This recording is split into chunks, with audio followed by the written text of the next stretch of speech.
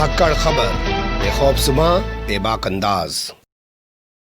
धाकड़ खबर के news room से मैं आपके साथ हूं। अकरम रईस खान कहते हैं वक्त के साथ चीजें बदल जाती हैं, लेकिन एक शायर पर यह बात लागू नहीं हो पाती। नाम है उनका राहत इंदौरी। कल वो हमें छोड़ के चले गए हैं। इंदौर में उन्होंने आखिरी सांस ली। बताया गया उनको पहले निमोनिया हुआ, बाद में कोरोना हुआ और दिल का दौरा पड़ने से उनकी मौत हो गई। 70 बरस की उम्र में वो हमें छोड़ के चले गए हैं। मैंने शुरुआत की थी कि वक्त के साथ चीजें बदल जाती हैं, वो इसलिए कि जैसे 2014 में सत्ता बदली तो बहुत सारे ऐसे शायर हिंदी और उर्दू में पैदा हो गए जिन्होंने भूपूगिरी सरकार की शुरू कर दी, लेकिन राहत इंदौरी उसी तरीके से अपनी जगह पर तटस्थ रहे, खड़े रहे, आंखों में आंखें डालकर सरकार से उसी अंदाज में बात करते रहे। जैसे वो कहते हैं कि हमारे मुंह से जो निकले वही सदाकत है, हमारे मुंह से जो निकले वही सदाकत है, हमारे मुंह में तुम्हारी जबान थोड़ी है और सभी का खून है शामिल यहाँ की मिट्टी में, किसी के बाप का हिंदुस्तान थोड़ी है। तो मुझे लगता है कि उनकी शख्सियत पर थोड़ी सी बातचीत की जानी चाहिए। तो मुझे लगा कि किससे बात की जाए, तो उसके लिए एक शख्सियत को तलाश किया गया। नाम है डॉक्टर वसीम राशिद साहिबा, जिन्होंने शुरुआत अपनी की टीचिंग से, यानी कि अध्यापन से अपनी शुरुआत की। बाद में वो जर्नलिज्म में चली गई, राष्ट्रीय सहारा समय के अंदर प्रोड्यूसर रही। उसके बाद चौथी दुनिया एक अखबार है, वहां चली गई और फिलहाल इन दिनों वो सदा टुडे टाइम्स की एडिटर हैं। मुशायरों में भी उन्होंने लंबा वक्त गुजारा है और उन्होंने इंटरव्यू भी किया है राहत इंदौरी साहब का, और उन्होंने राहत इंदौरी साहब के साथ मुशायरे भी किए हैं और उन पर एक खास मुशायरे का आयोजन भी उनकी तरफ से किया गया। तो बहुत सारी चीजें उनसे बात करने की कोशिश करेंगे। बहुत शुक्रिया मैम वक्त देने के लिए हमें। बहुत आदाब से बहुत शुक्रिया आपका, आपने इस लायक समझा। मैं आपसे यही जानना चाहता हूं कि अगर आप राहत इंदौरी साहब को याद करें एक शायरा के तौर पे, एक पत्रकार के तौर पे, तो आप शायरा के तौर पे कैसे याद करेंगे और पत्रकार के तौर पे कैसे याद करेंगे उनको? देखिए, शायरी और जर्नलिज्म यानी सहाफत का बड़ा गहरा रिश्ता है। अक्सर आपने देखा होगा कि बड़े बड़े सहाफी जो हैं वो अच्छे शायर भी होते हैं। राहत इंदौरी साहब अदब से वाबस्ता थे, पढ़ाते भी थे और साथ साथ जाहिर है आप जानते हैं कि इतना बड़ा नाम है उनका, लेकिन सहाफत के तौर पर यानी एज अ सहाफी जब मैं उनको देखती हूँ तो मैंने उनको देखा है कि वो बड़े अवेयर रहते थे चीजों से। मतलब कुछ भी सानेहा गुजर जाए, हिंदुस्तान में कुछ भी हो जाए, दुनिया में कुछ भी हो जाए, आप यकीन जानिए कोई भी ऐसा सानेहा हादसा वाकया नहीं होता था जिस पर वो शेर ना कहें। यानी अदब के बारे में देखिए एक बात ये कही जाती है कि अदब जिंदगी का कास है, अदब जिंदगी की ताबीर है, तफसीर है, तनकीद है। जो हम हकीकी जिंदगी में नहीं देखते वो अदब हमें दिखाता है। तो ये अदब को दिखाने वाला काम जब एक शायर करता है तो वो सहाफी की नजर से उसको देखता है। तो मैंने उनको जब भी देखा, जब भी जाना, जब भी पढ़ा, जब भी सुना, तो यकीन जानिए मुझे हमेशा ऐसा लगा कि ये शख्स बड़े बड़े सहाफियों से ज्यादा अवेयर है, बड़े बड़े सहाफियों से ज्यादा नजर है, बड़ी गहरी नजर इसकी सियासत पर है और बेबाक है। जैसा कि अभी आपने फरमाया कि किसी के बाप का हिंदुस्तान थोड़ी है। और जिस वक्त अभी कुछ टाइम पहले, अभी तो कोरोना का वक्त आ गया है, कोरोना से पहले आपने देखा कि ये शेर पूरे हिंदुस्तान में गूंज रहा था। जब कोई खास वक्त था, जब एक प्रोटेस्ट चल रहा था हिंदुस्तान में, तो ये शेर पूरे हिंदुस्तान में गूंज रहा था। इस शेर ने उनको इतनी पहचान दी, बाकी तो उनको किसी पहचान की जरूरत नहीं थी। बहुत मशहूर शायर थे, अपने अंदाज, अपनी शायरी, अपनी घनगरज, अपनी लताफत, अपनी शायरी, अपनी सदाकत, सब कुछ उनके पास मौजूद था। अल्लाह ने बड़ा नवाजा था उनको। लेकिन जब हम बात करते हैं सियासत की तो बड़ी खूबसूरती से वो अपनी बात कहते हैं। जी, आपने बात की उनके अंदाज की, उनके अंदाज का मैं भी कायल हूँ। वो जिस तरीके से शायरी पढ़ा करते थे, मैं भी गया हूँ लाल किले के बहुत सारे मुशायरों में, बहुत करीब से उनको देखने का मौका मिला। तमाम शोरा हजरात आते हैं, माइक पे ऐसे हाथ बांध से के खड़े हो जाते हैं, लेकिन जिस तरीके से उनको देखा जाता था कि वो माइक से कुश्ती कर रहे हों, वो अंदाज क्या कहलाता था? वो कहाँ से लिया उन्होंने अंदाज? और अच्छा सवाल किया आपने। असल में हर कोई उस वक्त का इंतजार करता था जब राहत भाई माइक पे आएंगे, और सबको पता था कि वो बड़े ड्रामेटिक अंदाज में माइक को पकड़ेंगे, फिर कुछ सोचेंगे, फिर ऊपर की तरफ देखेंगे, और फिर वो बड़े अंदाज से बात करते कहेंगे, देखो आ गया ना मैं, बता इंतजाम क्या क्या है। अक्सर आप जानते हैं ना, उनको वो शेर है कि लोग आ गया हूं मैं, बता इंतजाम क्या क्या है। तो वो वही अंदाज था उनका कि लो मैं तो आ गया, अब बताओ कि तुम मुझसे क्या चाहते हो। और फिर बीच बीच में उनका वो खास अंदाज, शेर होने जा रहा है, शेर शेर देखिए, शेर हो रहा है, देखिए देखिए ये शेर हो गया है। अब उनसे कोई पूछिए कि आप मुशायरे में आए हैं तो अशार तो लेकर ही आए हैं, लेकिन जिस वक्त वो ये बात कहते थे, मैंने उनके साथ बहुत मुशायरे पढ़े हैं अल्हम्दुलिल्लाह, और उनकी शख्सियत के साथ साथ में उनकी इंसानी जो उनके अंदर जज्बात और एहसासात थे, मैं उससे बहुत मुतासिर थी। मैं करूंगा उस पे बात कि आपका उनके साथ कैसा वक्त गुजरा और कहाँ जी कहाँ पे गुजरा, लेकिन उससे पहले मैं एक चीज और आपसे जानना चाहता हूं। मैंने कभी उनको तरन्नुम में पढ़ते हुए नहीं देखा। मुझे एक शायर ऐसे वो मिले, जैसे आप मुनव्वर राना को भी देख सकती हैं, वो भी कभी तरन्नुम में नहीं पढ़ते हैं। तो ये किस किस्म के शायर थे, कभी इन्होंने तरन्नुम में पढ़ने की कोशिश नहीं की? देखिए, एक बात तो मैं आपको बताती हूँ कि अच्छी शायरी को तरन्नुम की जरूरत नहीं होती है। तरन्नुम जो है बेसाखी है शायरी के लिए, जैसा मैं समझती हूँ। बेशक बहुत बड़े बड़े शायर बहुत अच्छे तरन्नुम से पढ़ते हैं, लेकिन जब कोई अच्छा शेर आप पढ़ते हैं और जज्बात और एहसासात और ख्यालात और सब चीज की उसमें एक रवानी होती है, तो आपको जरूरत नहीं पड़ती कि आप उसमें तरन्नुम का सहारा लें, वो सीधा दिल पे असर करता है। शेर वही, जिगर ने कहा था, शेर वही है शेर जिसे के रूह सुने और रूह सुनाए। तो शेर तो वही है जो रूह से सुना जाता है और रूह से सुनाया जाता है। तो उनको, उनका तरन्नुम क्या, उनका तो अंदाज ही तरन्नुम था। उनका अंदाज ही तरन्नुम था। लेकिन तरन्नुम का जिक्र मैंने इसलिए किया क्योंकि मुझे बहुत पसंद है प्रोफेसर वसीम बरेलवी साहब। जब वो तरन्नुम में कुछ गीत सुनाते हैं तो बड़ा मजा आता है। लेकिन आपने कभी गीत गाते हुए सुना राहत इंदौरी साहब को? कभी उन्होंने कोई गीत पढ़ा हो? नहीं, मुझे याद नहीं पड़ता मैंने उनको कभी गीत, क्योंकि हमने तो कई प्रोग्राम उनके एजाज में भी किए, और असलम चिश्ती फ्रेंड सर्कल पुणे में उन्होंने अभी कुछ 2-3 साल पहले उनके एजाज में एक बड़ा प्रोग्राम किया था, और उस वक्त राहत भाई बहुत बीमार थे, लेकिन फिर भी, और लोगों ने कहा कि वो इतना पैसा लेते हैं, इतना सब कुछ, लेकिन आप यकीन जानिए जिस वक्त असलम चिश्ती साहब जो कि इसके बानी हैं, जिस वक्त उन्होंने उनको मदऊ किया और कहा कि राहत भाई मैं एक प्रोग्राम करना चाहता हूँ, जश्न राहत इंदौरी करना चाहता हूँ आपके एजाज में, आप यकीन मानिए राहत भाई ने एक लफ्ज नहीं बोला, उन्होंने कहा हाँ मैं आ जाऊंगा। कोई पैसे की डिमांड नहीं, कोई कुछ नहीं। लोग कहते थे कि वो बड़ा पैसा मांगते हैं, लेकिन वो अंदर से एक बड़े नर्म, बड़े खूबसूरत इंसान थे। तो उन्होंने मेरे हिसाब से कभी कोई गीत नहीं पढ़ा। आप इस पे कोई रोशनी डाल सकती हैं कि वो बीच में शायरी छोड़ के फिल्मी दुनिया में चले गए और फिर वापस फिल्मी दुनिया से मुशायरों की दुनिया में आ गए? वो क्यों गए थे और वापस क्यों लौटे? इसके पीछे कोई कहानी? नहीं, असल में वो देखिए, अक्सर ज्यादातर बड़े बड़े शोरा जो हैं चले गए हैं फिल्म इंडस्ट्री में, बॉलीवुड में। मजरू सुल्तानपुरी को देख लीजिए, कितना बड़ा नाम, कितना बड़ा शायर।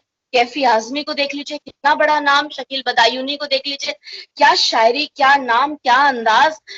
जानिसार अख्तर, क्या शायरी। लेकिन राहत भाई की ना एक बेचैन तबीयत थी, मुझे ऐसा लगता है वो पाबंदियों में नहीं रह सकते थे, जो कि अक्सर बॉलीवुड में या फिल्म इंडस्ट्री में रहना पड़ता है लोगों को। जाहिर है एक वक्त होता है, उसके हिसाब से काम करना पड़ता है।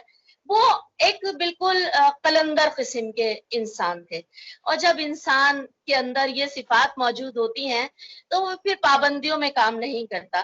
बड़ा मशहूर, मैं कल टीवी पे देख रही थी कि वो एक बड़ा अच्छा प्रीति जिंटा पे फिल्म आया गया, उनका गाना था घूम रू। बड़ा अच्छा सा उनका अंदाज था, बड़ा अच्छा।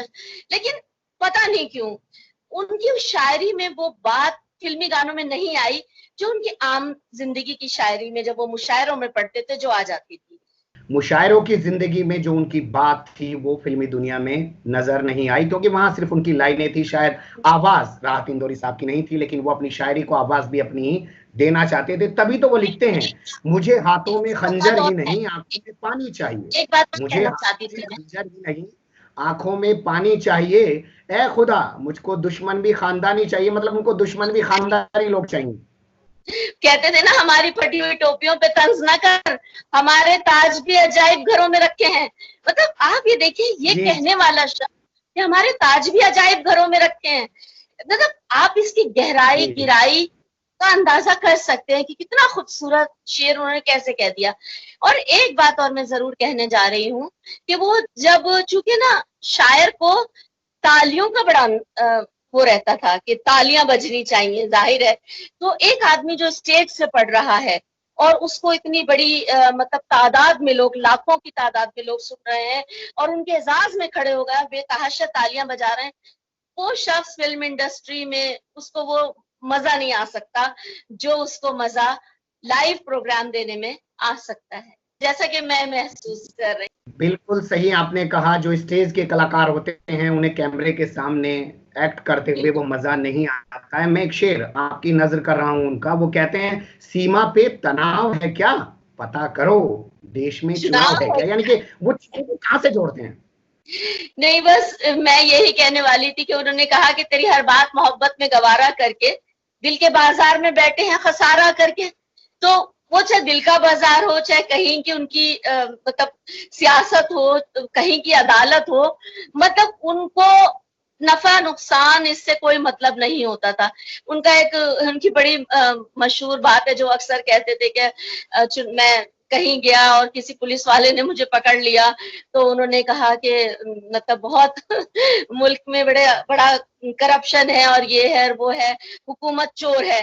तो उन्होंने कहा कि अ, आपको इसलिए पकड़ा है कि आपने कहा हुकूमत चोर है। तो उन्होंने कहा, अरे आप कैसी बात कर रहे हैं, आप बताइए मैंने क्या कहा कि कहाँ की हुकूमत चोर है, कि अफगानिस्तान की के अमेरिका की के इंग्लिस्तान की के हिंदुस्तान की।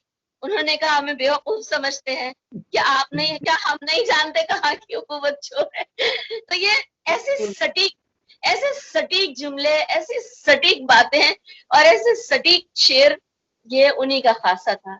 अखबार और मीडिया पर भी राहत इंदौरी साहब का बहुत बड़ा खुला तंज हुआ करता था। वो लिखते हैं, बोलते हैं एक जगह कि चलो हर किसी की पगड़ी को उछाला जाए, सोचता हूं कि एक अखबार निकाला जाए। मतलब यानी कि वो मीडिया की सच्चाई बताते थे लोगों को। बिल्कुल। और जब वो मीडिया की देखिए, लेकिन उनके अंदर एक पक्का सच्चा ईमानदार हिंदुस्तानी छुपा हुआ था। उनका वो शेर देखिए जिसमें वो कहते हैं कि मैं जब मर जाऊं तो मेरी अलग पहचान लिख देना, मैं जब मर जाऊं तो मेरी अलग पहचान लिख देना, लहू से मेरी पेशानी पे हिंदुस्तान लिख देना, लहू से मेरी सलाम है पेशानी साहब। पे हिंदुस्तान लिख देना। तो ऐसा शायर जो अपनी पेशानी पे लहू से हिंदुस्तान लिखवा रहा हो, आप समझ सकते हैं कि उसकी मुल्क के लिए उसका जज्बा, उसकी सदाकत क्या रही होगी। खैर, मैं अब आपसे बात करना चाहता हूं, आपने इंटरव्यू किया तो किस तरीके का वो इंटरव्यू और कहां पे हुआ। मैं उस वक्त चौथी दुनिया उर्दू अखबार की एडिटर थी।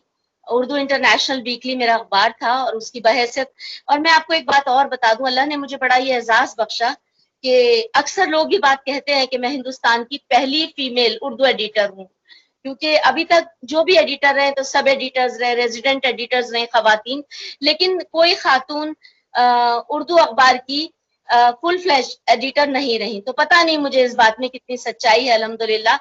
लेकिन जब मैं उसकी एडिटर थी तो वहां हम एक इंटरनेट टीवी हम लोगों ने शुरू किया था, बहुत बहुत मशहूर हमारा वो चैनल था।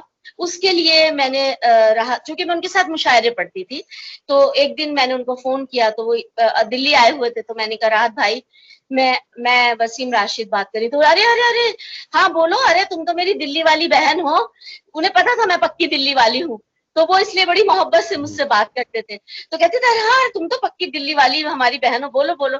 मैंने कहा, मैं आपका एक इंटरव्यू करना चाहती हूँ, एक छोटा सा, और लेकिन आप ये समझ लीजिए कि चूंकि हमारी शुरुआत है तो मैं नजराना कुछ नहीं दे पाऊंगी। कहने लगे, पागल हो गई हो तुम, मुझे बताओ कब इंटरव्यू करना है। बस ऐसे गुस्से से बोले, मुझे बताओ कब इंटरव्यू करना है। मैंने कहा, आज आप कब तक हैं। बोले, कल सुबह तक हूँ। मैंने कहा, आज शाम 4 बजे। बोले, हाँ आ जाता हूँ, लेकिन मुझे बुलवा लेना बीबी। मैंने कहा, जी मैं आपको बुलवा लूंगी। बोले, मेरे पास कोई कन्विंस नहीं है, मैं आऊंगा कैसे, कहाँ को। मैंने कहा, आप उसकी फिक्र मत कीजिए, मैं खुद आऊंगी आपको लेने के लिए, खुद लेकर जाऊंगी और मैं खुद आपको छोड़कर आऊंगी। आ गए मेरी चौथी दुनिया उसमें मेरे ऑफिस में। और बड़े खुश हुए आकर। मैंने उनको संतोष भारती जो हमारे चीफ एडिटर थे चौथी दुनिया के, उनसे मिलवाया। संतोष जी एकदम हक्का बक्का रह गए। संतोष जी खड़े हो गए। संतोष जी कह रहे हैं, तो आपने वसीम साहिबा, उर्दू उर्दू मैम कहते थे वो मुझे अक्सर, उर्दू मैम, उर्दू मैम आपने राहत भाई को बुलवा लिया ऑफिस में। मैंने कहा राहत भाई की मोहब्बत है, देखिए आ गए। और फिर मैंने उनका बड़ा बड़ा प्यारा इंटरव्यू किया। वो मुझसे कहते थे कि मेरा वो इतना खास इंटरव्यू है वसीम, तुमने मुझसे वो बातें उगलवाई हैं जो आज तक किसी ने नहीं उगलवाई। मैं अक्सर उनसे मोहब्बत की है, किससे मोहब्बत की थी, किससे नाकामी हुई थी, कहाँ नाकाम हुए थे, कहाँ मोहब्बत शुरू की थी, सब पूछती रहती थी। तो बस वो उनका बड़ा अच्छा इंटरव्यू मेरे साथ हुआ। इंटरव्यू का अच्छा होने का सबब ये भी है क्योंकि आप शायरी की दुनिया से खुद जुड़ी हुई हैं और खुद समझती हैं उन चीज़ों को, तो इसलिए आपने बहुत अच्छे से वो इंटरव्यू किया और पत्रकार भी हैं। अब मैं जानना चाहता हूं कि मुशायरों पे, जो मंच पे आप साथ रही हैं, तो वहां पे कैसा लगता था? क्या राहत इंदौरी जो है ये सोचते थे कि पूरा मुशायरा मैं लूट लूं और शायर ना लूट पाए? क्या ऐसी कोई प्रतिद्वंदता दिखाई देती थी क्या? कभी नहीं, कभी नहीं। वो स्टेज पे, उनको पता था वो आखिर में पढ़ेंगे। वो जानते थे वो एक बड़ा नाम है, वो जानते थे कि उनका क्या मुकाम है। वो यकीन जानिए, वो बड़े से बड़े शायर से भी बढ़कर वो जिस तरीके से स्टेज पे बैठते थे, तो बिल्कुल ऐसा लगता था एक आम शायर, बिल्कुल कोई नौसिखिया शायर, मतलब नौवारिद शायर बैठा हुआ है। खामोशी से बैठे रहते थे। कोई शेर उन्हें छू जाता था, एकदम चौंक के दाद देते थे, और वरना खामोशी से बैठे रहते थे। लाल किले का मुशायरा मैंने उनके साथ पढ़ा। खास तौर पे मैं लाल किले के मुशायरे की इसलिए बात कर रही हूँ कि जो कि लाल किले के मुशायरे की अपनी एक अलग पहचान भी है और एक अपनी अहमियत भी है। तो लाल किले का मुशायरा मैंने उनके साथ पढ़ा, तो वो एकदम मेरे एक शेर पे, वो एकदम जब मेरा एक शेर है कि मायके जाऊं तब तक मेरी चौखट पे वसीम, मायके जाऊं तब तक मेरी चौखट पे वसीम, मेरी ही शक्ल की एक लड़की खड़ी मिलती है। तो जब मैंने अपना ये शेर पढ़ा तो वो एकदम चौंक गए, बड़े खुश हुए, बड़े खुश हुए। अरे जिंदाबाद, जीती रहो। तुमने तुमने ये शेर कैसे, इस मिजाज का शेर कहना बड़ी बड़ी बात थी। कोरोना के दौर में हमने दो बड़े शायरों को खोया है। इत्तेफाक से मैं राहत इंदौरी पे तो बात करने की कोशिश कर रहा हूं, लेकिन गुलजार देहलवी साहब पे बात करने की मैंने कोशिश की, लेकिन मैं कर नहीं पाया। और अच्छी बात यह है कि आप दोनों शायरों के बड़े करीब रही हैं, और गुलजार देहलवी तो शायद आपके पड़ोस में ही रहा करते थे। तो थोड़ा सा उनके बारे में भी अगर दो लाइन आप बता पाएं कि इस कोरोना ने हमारे से दो शायर, ऐसे मोतबर शायर छीन लिए हैं। लेकिन आपने बात तो ठीक कही है, लेकिन मैं आपको एक बात बताऊं, कोरोना से राहत इंदौरी तो मरने वाले नहीं थे, माफ कीजिएगा, और ना ही गुलजार साहब। देखिए, एक 95 साल का आदमी कोरोना से तो बच के आ गए थे वो, लेकिन आने के बाद उम्र भी थी, कुछ उनकी तबीयत भी खराब थी। कोरोना से तो उन्होंने बताया वहां के डॉक्टर्स ने कि वो बच गए थे और उनको कुछ नहीं, मतलब उनकी फिर नेगेटिव रिपोर्ट आई थी, लेकिन उनको कुछ और अचानक हार्ट अटैक पड़ा, जो उम्र का भी तकाजा हो सकता है। गुलजार देहलवी देखिए कैसे शायर थे, पक्के दिल्ली वाले जिनकी नस्लें पुश्ते दिल्ली की, जो पुरानी दिल्ली के रहने वाले, सीताराम बाजार के, और जिनके वालिद भी यहाँ पर मतलब दिल्ली यूनिवर्सिटी में पढ़ाया करते थे। मतलब उनकी जो हवेली है, उनका जो घर है, वो भी कई सौ साल पुराना, जैसे कि हमारे घर हैं कई सौ साल पुराने। और गुलजार देहलवी की खूबी ये थी उनकी याददाश्त की मैं आपको क्या बताऊं, इस उम्र में भी जब वो बोलना शुरू करते थे, आप यकीन जानिए, ऐसी ऐसी बातें 60 70 साल की वो निकाल के लाते थे। ऐसी याददाश्त थी उनको, मतलब नेहरू जी और इंदिरा गांधी और मतलब पटेल और डॉक्टर जाकिर हुसैन, मतलब अब्दुल कलाम और मौलाना अबुल कलाम आजाद, उनकी बातें वो ऐसे करते थे जैसे वो सामने ही बैठे हुए हैं, बिल्कुल जैसे अभी अभी मिलकर आए हों वो। क्या याददाश्त थी उनकी, और अशार। और एक बात, अच्छा, मैंने जब सदा टुडे का अपना और वो किया था प्रोग्राम का, मतलब जब मैंने अपना सदा टुडे पोर्टल शुरू किया था, तो मैंने उसका एक फंक्शन किया था, इनॉग्रल किया था। तो उसमें मैंने गुलजार देहलवी साहब को बुलाया था।